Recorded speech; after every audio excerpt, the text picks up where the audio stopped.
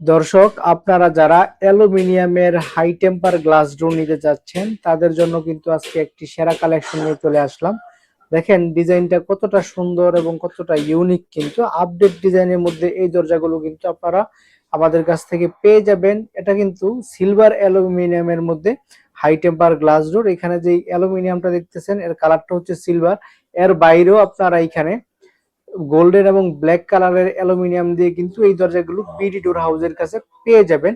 আপনারা যদি এখানে যে ডিজাইনটি দেখাচ্ছি এর বাইরেও অন্য কোনো ডিজাইন দিয়ে এই দরজাগুলো বানিয়ে নিতে চান তাহলে কিন্তু আমাদের সাথে যোগাযোগ করবেন।